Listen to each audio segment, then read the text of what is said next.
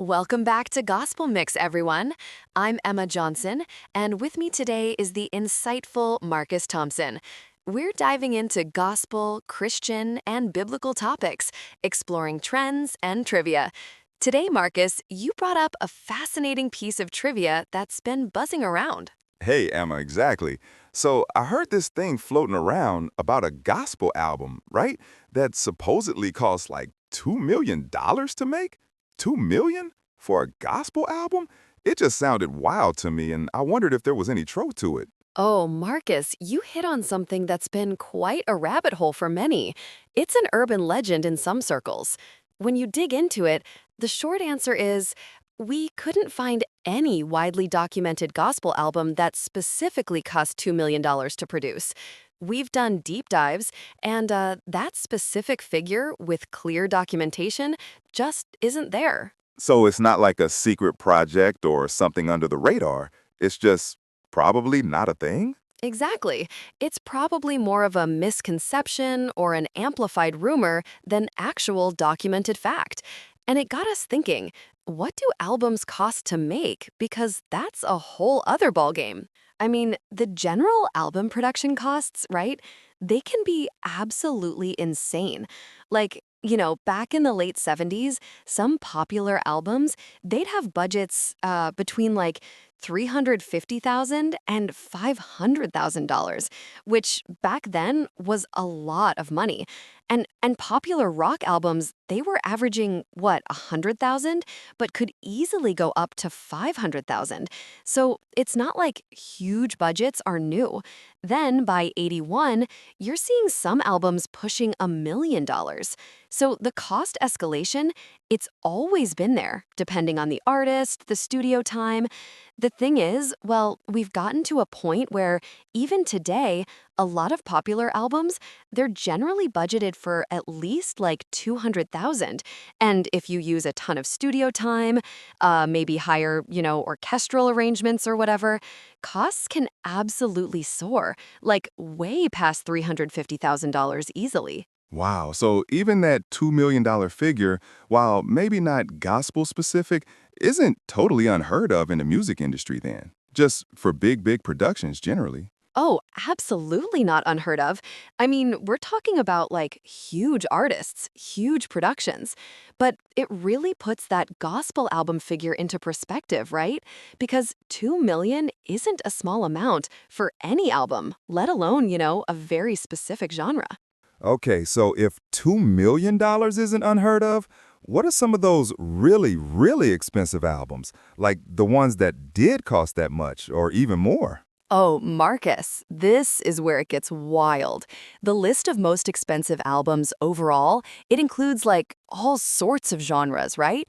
And the significant costs, they're often tied to things like intense recording sessions, super skilled labor, and then these massive promotional campaigns.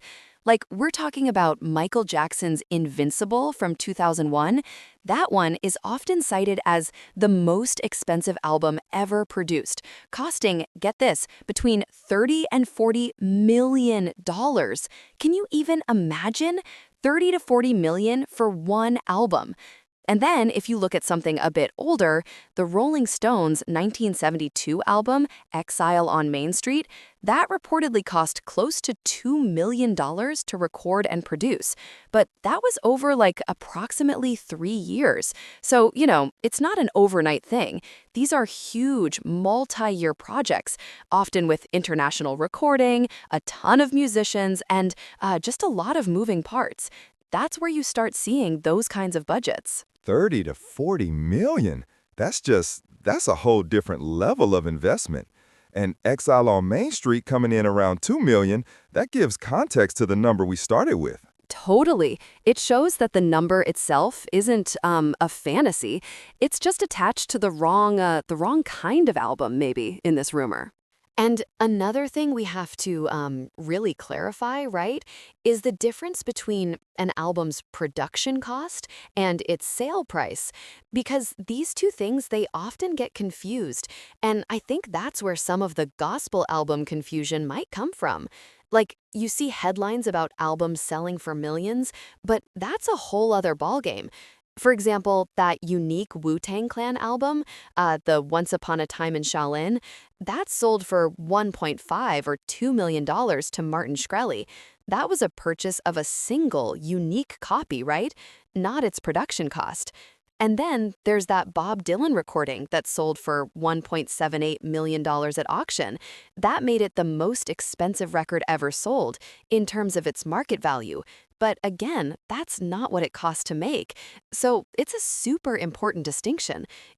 One is about the investment to create it, the other is about what someone's willing to pay for it as a collectible or a unique piece.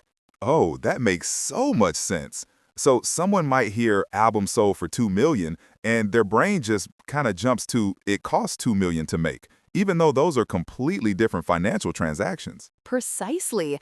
It's easy to conflate them, especially when you're just casually hearing tidbits of information.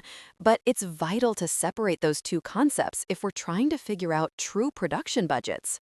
So if it's not a $2 million production, what are the actual costs involved in gospel music production?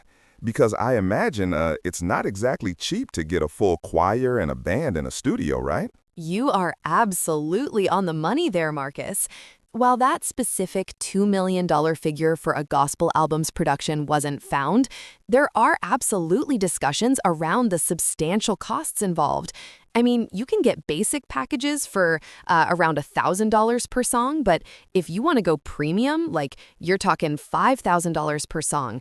And that can include a full band, maybe strings, and yes, those amazing gospel choirs. So, if you're doing a 12-song album, that's already $60,000 just for the premium per-song package, before you even add studio time, mixing, mastering, promotion.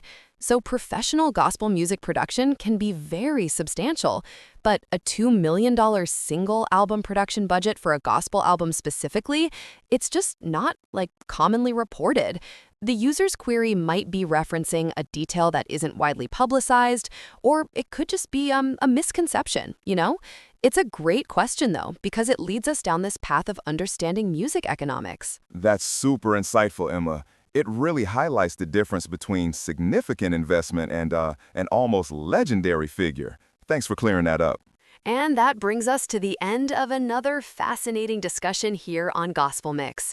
Marcus, it's been incredibly insightful to untangle the myth of the $2 million gospel album and explore the real economics of music production. Absolutely, Emma. It just goes to show how easy it is for figures to get misconstrued and how important it is to dig into the details.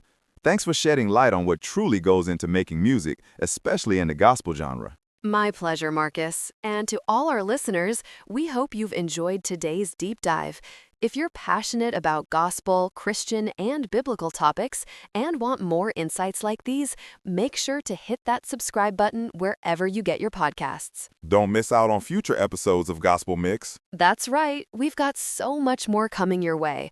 For Marcus Thompson, I'm Emma Johnson. Thanks for tuning in, and we'll catch you next time on Gospel Mix.